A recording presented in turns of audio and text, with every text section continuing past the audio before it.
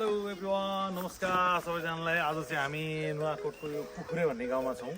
हामी चाहिँ यहाँ आएर चाहिँ यसो गाउँ यसो घुम्न आइरहेको छौँ। प्लस हामी बल्ल बल्ल आइयो, बाटो पनि बडो अलिक अप्ठ्यारो नै थियो है। अनि जस नयाँ ठाउँमा आउँदा एकदम एक्साइटेड फिल हुँदै चाहिँ एकदम हामीलाई खुब रमाइलो लागिरहेछ। यो चाहिँ हाम्रो यो हामी कहाँ आएको भनेपछि चाहिँ यो हाम्रो एकै डान्स स्टुडियोमा अहिले डान्स सिकाउनुहुन्छ उहाँले। हाम्रो शिक्षा म्याम भन्नु पऱ्यो। उहाँको घर चाहिँ हामी गाउँघरमा चाहिँ आइपुगेका छौँ र यहाँ चाहिँ हाम्रो खानाको लागि चाहिँ अघिना बोल्दैछ। आमाले भात पकाएर अनि हाम्रो भान्जा, मेरो भान्जा एकजना भिडियो खिचिरहेको छ। अर्को भान्जा चाहिँ हाम्रो यहाँ बारसँग कुखुरा लिनु जानुभएको छ। अब हामी कुखुरा लिएर आइसकेपछि टक्क काटकुट भतलाई भुत्तै गरेर कुखुरा खुट्टा र फिला चाहिँ म खान्छु एउटा पोलेर। कुरो त्यही हो ल। घर चाहिँ हाम्रो गाउँघर यही हो होइन। गाउँघर भन्ने बित्तिकै सबै आफ्नै गाउँघर जस्तो लाग्छ मलाई चाहिँ। अब हामी यहाँ एकछिन बस्छौँ, आज रमाइलो गर्छौँ र बेलुका बेलुका हामी टाइम भएपछि हामी लगभग फर्किन्छौँ पनि होला। एकदम पहाड छ, पहाडको बिचमा रमाइलो छ ठाउँ। त्यो नयाँ ठाउँमा आउँदा एकदम खुसी पनि लागिरहेको। अब समय मिल्यो भने चाहिँ यसरी नै हामी पछि पनि आउँछौँ। रमाइलो छ त्यो। अब हामी केही बेरमा हामी खानासाना पकाएर खान्छौँ। यहाँ भात पाकिरहेको छ हामीलाई। मलाई त पुग्दैन के हो त्यसो भए हाम्रो यहाँ भात पाक्दैछ। हाम्रो एकजना यहाँ साली अनि सिमरन अनि शिक्षा अनि आमा पनि यहाँ टक्क आफ्नै स्टाइलले हिँड्दैन आमा। अब यस्तै छ। अब हामी यहाँ बस्छौँ, रमाइलो गर्छौँ र केही बेर पछि अब हामी अर्को भिडियो पनि हजुरहरूलाई हामी देखाउँछौँ। अहिले चाहिँ यति नै लडाक्क हामी चाहिँ अब पुरा अर्ग्यानिक तरिकाले भात पाक्दैछ। के पनि के मान्छ तामाको भाँडा पुरा यस्तो छ। उता चाहिँ रमाइलो भइरहेको हामी भात पकाउँदैछौँ। अब ट्याक्क पुरा ल्याएपछि पुरा भट काटेर त्यसको फिला चाहिँ खानुपर्छ। यति भन्दै अहिले यति।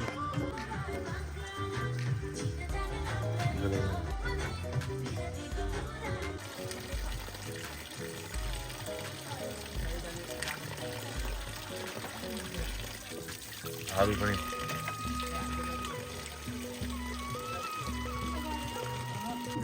कस्तो हुन्छ? कालो हुन्छ? कालो हुन्छ। यस्तो सेतो चाहिँ हुँदैन है। कस्तो हुन्छ त? अर्कै हुन्छ। तिम्रो घरको कालो होला।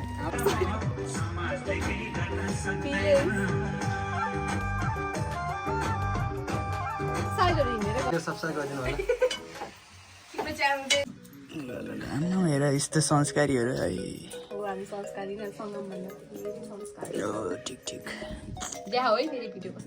यतिको जानु पर्छ है। ल यहाँभित्र पाक्दैछ। अब कुखुरा हान्नुपर्छ। अब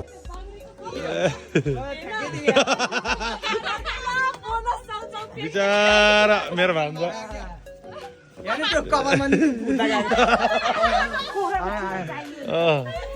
बिचारा मेरो भान्जाले कुखुरा ल्यायो। अब हाम्रो यहाँ भाले चाहिँ काटिसक्यो। अब टक्क उता भालेलाई यहाँ पोलपाल गर्ने, सुत्दै गर्नलाई यहाँ भाले काट्नु हो।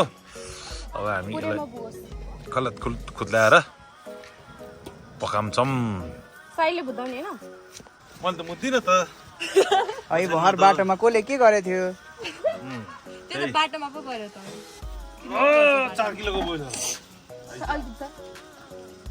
ल भ्लग भइरह्यो यहाँ हामी चाँडो छिटो ब्लोजअप गर्नु पर्छ।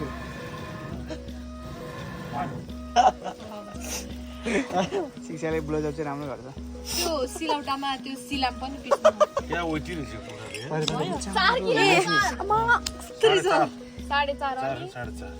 तिमीहरूले त बिस्तारै हानिदिनु मैले। मेरो नै हात छ यहाँ। चल्ने नै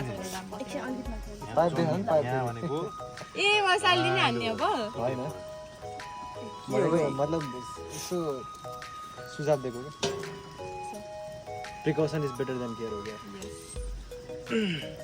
वाउ नाइस इङ्ग्लिस ल अब चाहिँ हामी पकाएको खिचौँ ल है आमाले भात हाल्दै हुन्छ टक्कै म त सुनिसकेँ बस्दैछन् नानीहरू भन्छ अर्को मान्छेले खिचिरह है अब है पकाइ वाइ गरियो अब यी 3 पानी खाँदै ल जा म त 4 पानी 5 पानी जम्मै खान्छु भाइ मलाई उ आएन कि पकाएन कि ओइ भाइ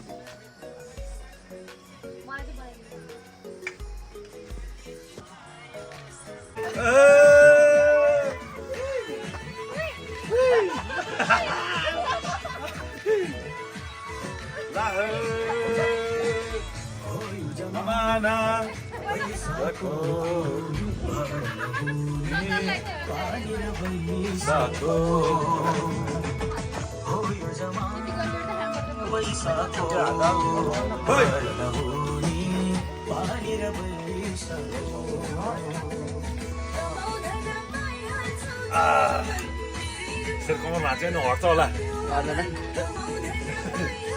यहाँ बुढी कदर भयो अब